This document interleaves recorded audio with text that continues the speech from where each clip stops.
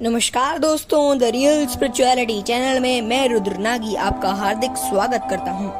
आज सारा विश्व पर्यावरण की विकृति से जूझ रहा है। ओजोन परत के क्षीण होने से पृथ्वी पर सूर्य का ताप बढ़ने लगा है। ग्लोबल वार्मिंग की समस्या से विश्व आज त्रस्त नजर आता है। कहीं सुनामी आ रही है तो कहीं भूकंप आ रहा है। यह सब पर्यावरण में असंतुलन के कारण ही है। प्रकृति के इस असंतुलन का जिम्मेदार मानव ही है। अपने जीवन को आरामदायक बनाने के लिए उसने प्राकृतिक संसाधनों का अत्यधिक दोहन कर उसे हानि पहुंचाने का प्रयास किया है।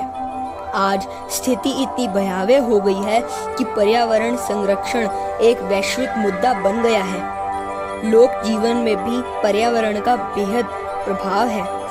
अनेक वृक्षों की लोक मान्यता के अनुसार पूजा की जाती है।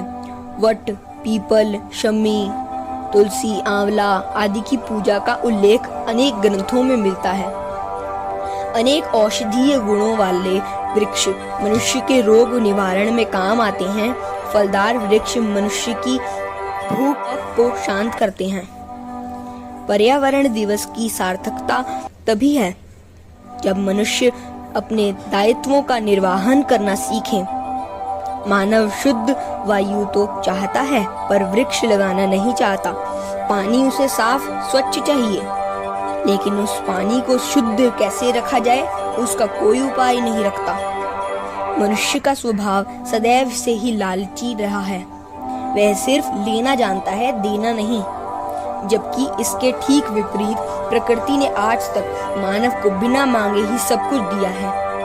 वृक्ष कबहू नहीं फल बखे, नदी न सचै नीर, परमारथ के करने साधुन धरा शरीर। वास्तव में इस वसुंधरा पर अवस्थित प्रकृति के ये सजीव उपहार संतों के स्वभाव वाले ही हैं, जो सदैव अपना सब कुछ मानव को दे देते हैं। रामचरितमानस में गोस्वामी तुलसीदास जी द्वारा रचित चौपाई के अनुसार मानव को अनुसरण करना चाहिए। परहित सरसी धर्म नहीं भाई, पर पीड़ा मन नरसिंह अधमाई।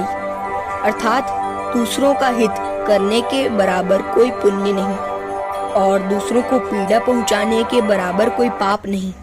आज भी प्रकृति परहित के धर्म पर चल रही है, लेकिन मानव में पर पीड़ा वाला हिस्सा अपना लिया है।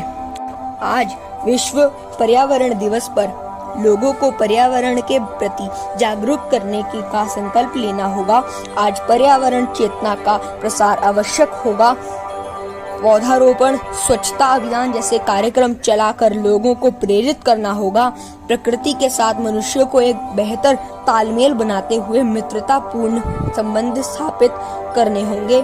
इसी में मानवता का उज्जवल भविष्य निहित है।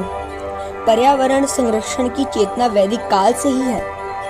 प्रकृति और मनुष्य सदैव ही एक दूसरे के पूरक रहे हैं। एक के बिना दूसरे की कल्पना करना बेमानी है। पुराने समय के ध्येय वाक्य सर्वे भवन्तु सुखिनः की अभिधारणा के लिए प्रकृति और मनुष्य एक दूसरे की सहायता करते थे। संहारक की स्थिति के बावजूद प्रकृति सदैव मनुष्य को अपने अनुपम उपहारों से नवाजती रही है। ऐसा नहीं है कि प्रकृति पर अतिक्रमण आधुनिक काल में ही प्रारंभ हुआ। रामकृष्ण के समय से भी यह व्याप्त था। उस समय भी प्रकृति की संरक्षण एवं संवर्धन करने के सार्थक प्रयास हुए।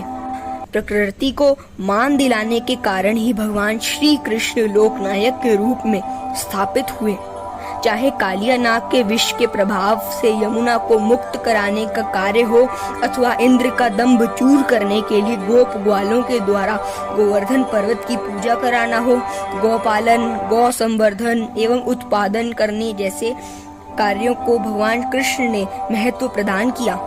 कृष्ण प्रकृति के कितने बड़े सचेतक और प्रकृति प्रेमी थे, इसका पता उनके द्वारा उपयोग की जाने वाली प्रिय वस्तुओं के अवलोकन से चलता है।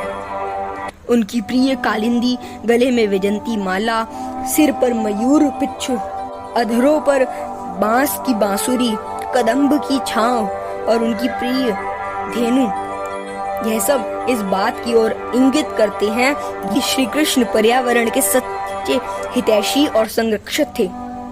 गीता में प्रकृति के साथ अपने अभेद को व्यक्त करते हुए वह कहते हैं, अश्वत्थ सर्व वृक्षाणाम, अर्थात वृक्षों में वह अपने को पीपल बतलाते हैं। इतना ही नहीं, वह ऋतुओं में बसंत, नदियों में गंगा की भी घोषणा करते हैं। हरे भरे वृक्षों से आच्छादित वृंदावन की प्रकृति सुषमा से वह काफी प्रभावित नजर आते हैं। वन में देह रूपकम कहकर वह वृंदावन को अपनी देह के समान बतलाते हैं। हमें संकल्प लेना चाहिए कि आज से हम पेड़ ज्यादा से ज्यादा लगाएं, पानी का इस्तेमाल कम करें, घर और आसपास में कूड़ा गंदगी न फैलाएं और प्रदूषण न फैलाएं। अगर आपको हमारी वीडियो अच्छी लगी हो तो लाइक, सब्सक्राइब और शेयर जरूर कीजिए और हमारी लेटेस्ट वीडियो जानने के लिए बेल आइकन को जरूर प्रेस कीजिए। धन्यवाद।